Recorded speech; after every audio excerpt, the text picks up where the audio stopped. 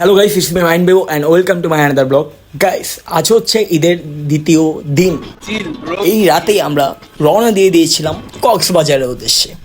সবাই খুব আনন্দ করতে করতেই, নাচ গান করতে করতেই রওনা দিয়ে দিয়েছিলাম কক্সবাজারের উদ্দেশ্যে। আর কিছুক্ষণ পরেই আমরা ডলফিন চত্বরের সামনে, অর্থাৎ আমরা এসেই পড়েছি ডলফিন চত্বরে। ভিউটা দেখো। 7 ঘন্টা জার্নি করছি, ঠিক আছে? সবাই তো ঘুমাইছে, বাট আমি ঘুমাইতে পারিনি, চোখটাই নাও পারতেছি না খোলার আগে। গাইস, অনেক কষ্ট করে এই ফেসটাকে আনছি, মানে ঠিকঠাক করছি, হ্যাঁ, ধুয়ে মুছে। তো এখন কক্সবাজার আসছি, তো কালো তো হবই, তাও সানগুলো মেরে আসছি, আল্লাহ জানে কাজ করবে কিনা। তো গাইস, এখন আর কথা নাই, এখন আমরা একটু ভালো একটা রেস্টুরেন্টে বসে খাওয়া দাওয়া করে হোটেল চুজ করবো, একটু ঘুমাতে হবে গাইস। তারপরে আমরা একটু নাস্তা করে নিলাম, পরোটা, ডালবাজি। এমনি আমরা বোরিং, এখন আমাদের আবার হোটেল খুঁজতে হবে। 4 hours later. দেখেন 4 ঘন্টা যাবত হোটেল খুঁজতেছি, পাই না। ব্যাট বাস খাইতে খাইতে এই জায়গা আসছি। এখন তারা বললো যে 3টা রুম পাওয়া গেছে, তারা গেছে উপরে রুম চেক করতে। এই যে একটু দোয়া করেন যাতে আমরা এই রুমটা পেয়ে যাই। অবশেষে 4.5 ঘন্টা পর 3টা রুম পেলাম।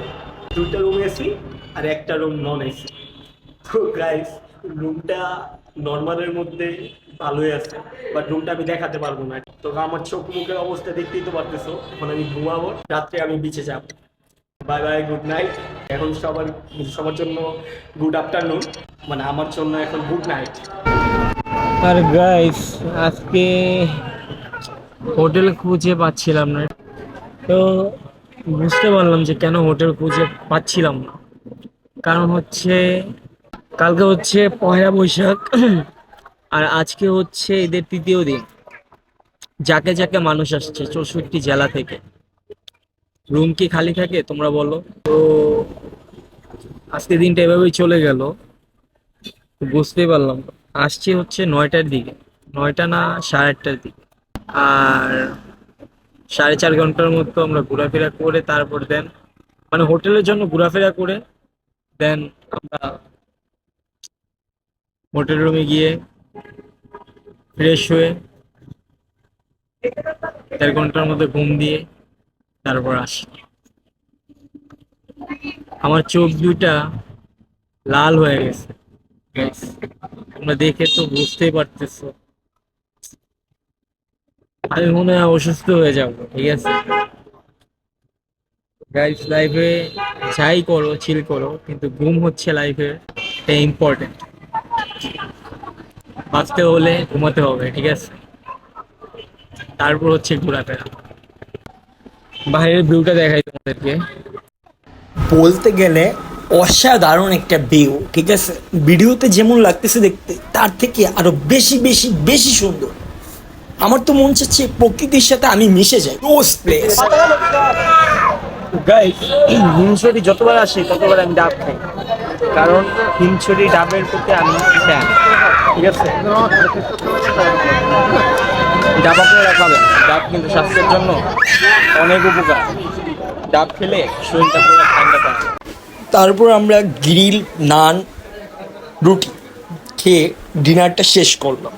শেষ করেই সোজা চলে গেলাম হোটেলে, কারণ আমাদের অনেক অনেক বেশি ঘুম পাইছে। Guys, good night. গাইস, এবারই ফার্স্ট পয়লা বৈশাখ কক্সবাজারে ঘুরতে যাচ্ছি, অনেক ভালো লাগতেছে। আমি একটা জিনিসে ব্যাডভাস হয়ে গেছি, পয়লা বৈশাখে ড্রেস আনে সবাই আছে। কালাম ভাই, পয়লা বৈশাখ আমরা এবার কক্সবাজার, হ্যাঁ? তো বেশ, আমাদের হাতে টাইম খুবই কম, এখন যাবো খেতে। Bye bye. কি যাবো না নাকি? তারপর আমরা চট করে খিচুড়ি খেয়ে দুপুরের লাঞ্চটা শেষ করলাম। তারপর চলে গেলাম আমাদের নিউ হোটেলে। গাইস, এই যে এটা হচ্ছে আমাদের রুম। কালাম ভাই ড্রাইভার থাকবে, যে মানে আগের রুমটাতে থাকবে, আর এটাতে আমরা থাকবো।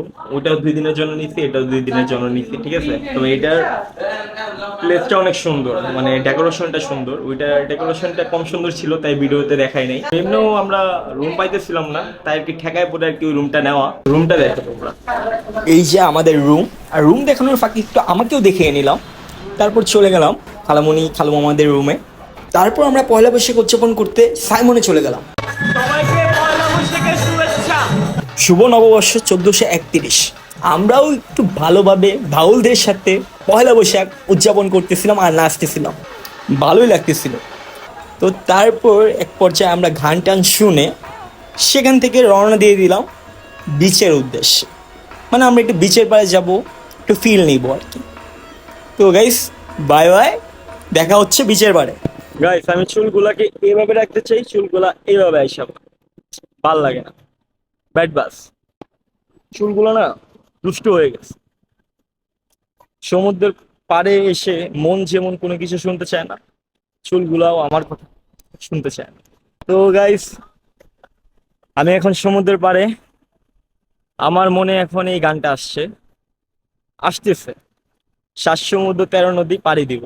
গাইস 7 সমুদ্র 13 নদী কি পাড়ি দিতে পারবো? তোমরা কি বলো? হ্যাঁ হ্যাঁ, আমি তো বলি পারবো যদি মনে সাহস থাকে। অনেকক্ষণ যাবতীয় হাঁটতেছি, কারণ আমরা যাইতে চাইছিলাম হচ্ছে ওয়াটার ট্যাক না কি জানি ইনানি বিচের সামনে, বাট যানজটের কারণে যাইতে পারি নাই। অনেক ক্ষণ গাড়িতে বসেছিলাম যানজটে। তারপর এই যে মাঝ রাস্তার একটু আগেই এসে গাড়ি পার্কিং করে নামলাম আর কি। আজকে একটু বিচে যে গোসল করবো সেটাও পারলাম না, ওয়াটার ট্যাক ইনানি বিচের একটু সামনে সেটাও পারলাম। ব্যাড বাস গাইস। গাইস আসলাম হচ্ছে হোটেল কল্লোর রেস্তোরাঁতে। আসার মূলত কারণটা হচ্ছে আমরা পান্তা ইলিশ খাবো আর গান শুনবো। আমি এখন নিচে আছি, তারা সবাই দোতলায় উঠছে, আমিও যাবো দোতলায়। বাট নিচে আসার কারণটা হচ্ছে একটু গান শুনছি আর ফিল নিচ্ছি। পরিবেশটা আমি তোমাদেরকে দেখাই।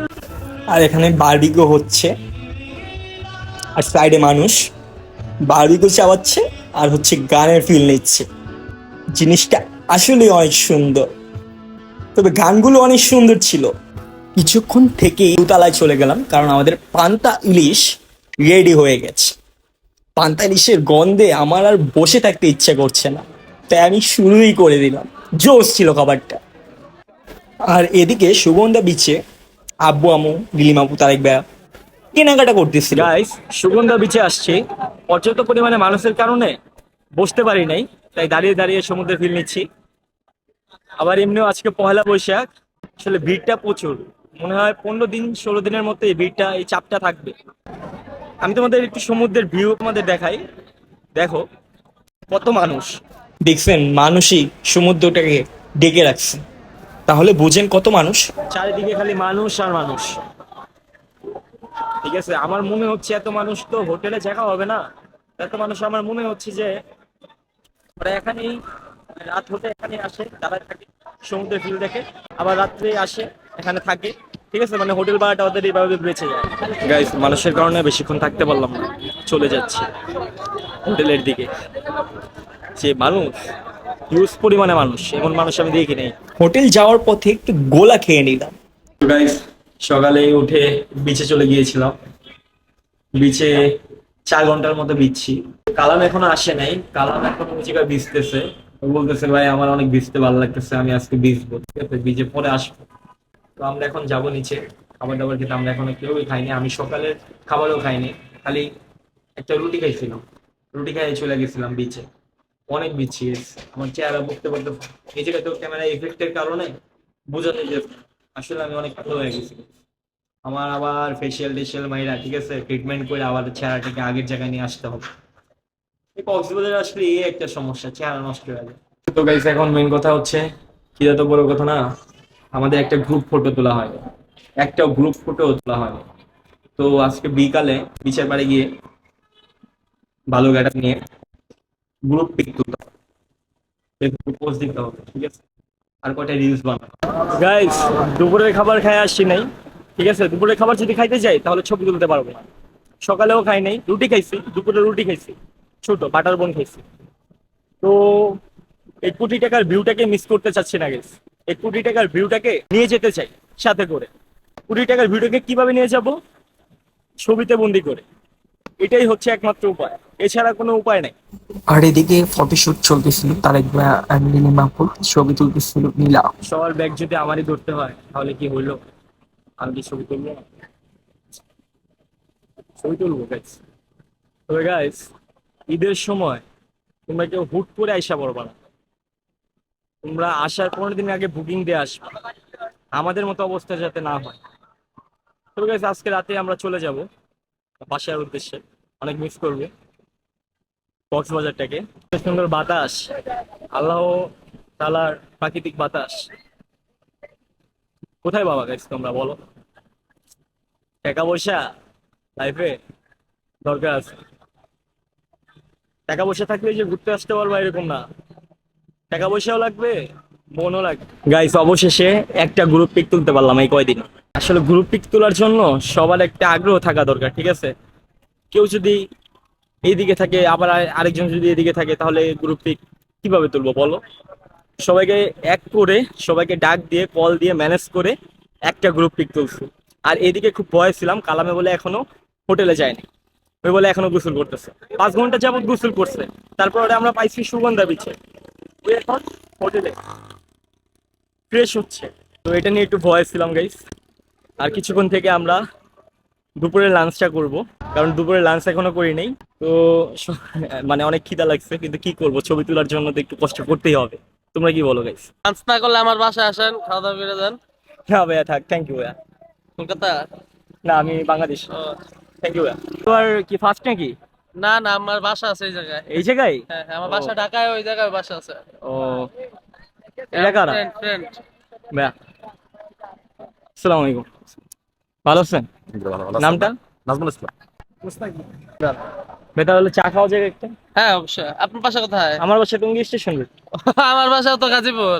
হ্যাঁ, তাহলে তো আমরা মিলেই গেলাম গাইস। অবশেষে আমার এলাকার লোক খুঁজে পাইলাম, দেখা হয়ে গেল। ঠিক আছে, আমি ভিডিও করতেছিলাম, ভাইয়া আইসা পরিচয় দিল, খুব ভালোই লাগলো গাইস।